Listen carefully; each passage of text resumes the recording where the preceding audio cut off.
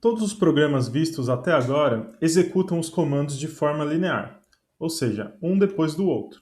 Então, a partir do início da função principal, temos a execução do primeiro comando, do segundo comando e assim por diante. Vimos também como alterar o fluxo de execução usando o comando if ou o comando if-else e o comando switch case. Para alterar o fluxo de execução, temos uma verificação de uma condição. Se essa condição for verdadeira, o bloco de comandos é executado.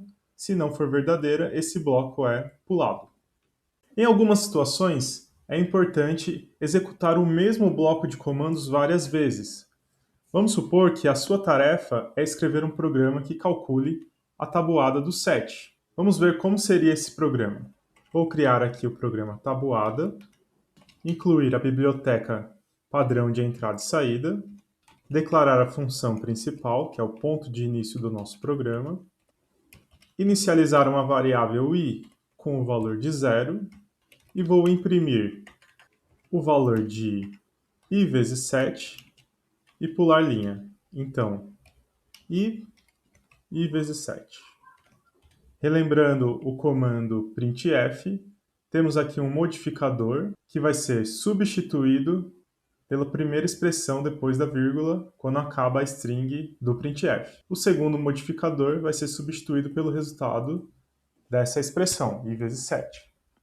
Vamos salvar o nosso programa. Vamos compilar o nosso programa e executá-lo. Olha lá, 0 vezes 7 é 0. E se eu quiser saber os próximos valores da tabuada do 7, eu posso somar no i e repetir esse comando.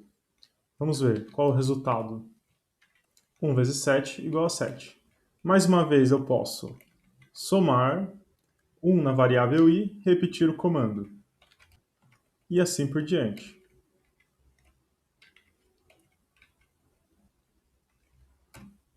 Vejam, o mesmo bloco de comandos foi repetido várias vezes.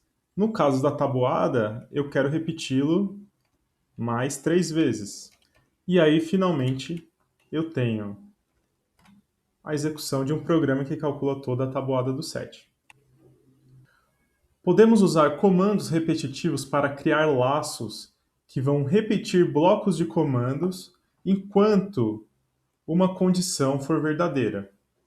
Vamos ver 3 diferentes tipos de comandos para a linguagem C. Cada repetição de um bloco é chamada de iteração. O primeiro comando que nós vamos ver é o comando while. O comando while possui a seguinte sintaxe: while abre e fecha parênteses e uma condição. Enquanto essa condição for verdadeira, ou seja, enquanto o retorno dessa expressão for 1, que significa verdadeiro, o bloco de comando será executado. Temos aqui uma alternativa para quando o bloco de comandos possui apenas um comando, assim como tínhamos para o comando if, o while também. Sempre que a repetição for de apenas um comando, você não precisa colocar as chaves. Se você colocar as chaves, não vai estar errado. Temos aqui um fluxograma para o comando while. Então, no primeiro passo, assim que o seu programa encontra o comando while, ele vai testar a condição. Se essa condição for verdadeira, ele vai entrar e executar o bloco de comandos. Se a condição for falsa, ele vai pular esse bloco de comandos. E ele passa o fluxo de execução exatamente para o ponto depois do fecha-chaves. Podemos ter o caso em que a condição ela não é verdadeira já de início. Então, pode ser que seu programa chegue e, ao testar a condição, ele já decida pular o bloco de comandos. Isso também pode acontecer. Vamos ver agora o exemplo com a tabuada do 7. Como ficaria com o comando while? Temos aqui o nosso bloco, que corresponde a essas duas linhas, e ele precisa ser repetido enquanto o i for menor ou igual a 10. Como o meu bloco tem mais de um comando, eu vou usar as chaves. salvar e executar. Simples assim. Então, enquanto o i for menor ou igual a 10, imprima o valor de i vezes 7 é igual a i vezes 7 e some mais 1 no i. Temos aqui, então, o nosso exemplo. Importante, sempre inicialize a variável de controle do laço. No nosso caso, a variável de controle aqui é o i. Enquanto o i for menor ou igual a 10, o laço será repetido. Se você não inicializar o i, pode acontecer de ele já estar com o valor zero nessa posição. Tudo bem, mas você não pode garantir isso, porque o que vai estar aqui vai ser um lixo. O lixo na memória. Se o lixo na memória for, por exemplo, 11, o que vai acontecer com o seu programa? Ele fará a verificação da condição do while, 11 não é menor ou igual a 10, então o seu programa não vai imprimir nenhuma vez e vai encerrar com um comportamento não esperado. Temos aqui o caso em que a verificação pela primeira vez já é falsa, então, como no nosso exemplo i começando com 11, a verificação da condição já retorna zero, já retorna falso, então o fluxo de execução do programa vai pular exatamente para a linha que vem depois do fecha-chaves. Além disso, pode acontecer da condição sempre ser verdadeira. Nesse caso, o que acontece com o nosso programa? Então, vamos ver aqui.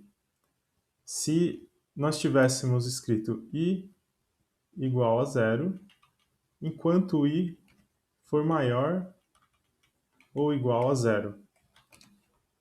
O programa começa a sua execução na função principal, inicializa a variável i, verifica um comando de repetição, faz a verificação da condição. A condição é verdadeira, então ele entra no laço, imprime, soma mais um, chega no final do bloco de comandos, verifica novamente a condição é verdadeira, imprime, soma, chega no final do bloco, verifica novamente a condição. Essa condição vai ser verdadeira sempre. Por quê? A gente está apenas somando o valor de i. E ele nunca vai ser menor do que zero nesse caso. Então esse é um erro de lógica. Não é um erro de compilação, porque o nosso programa vai compilar corretamente. É um erro de lógica de programação. Então vamos executar para ver o que acontece. Vejam, o seu programa está rodando agora indefinidamente. Isso é o que nós chamamos de looping infinito, e esse é um erro de lógica de programação que deve ser evitado. Ele pode acontecer com frequência quando você não tomar cuidado com a variável que está controlando o seu laço. No Linux, para interromper a execução de um programa, você pode usar o comando Ctrl+C. Esse aqui, Ctrl mais C. Esse comando interrompe a execução de um programa.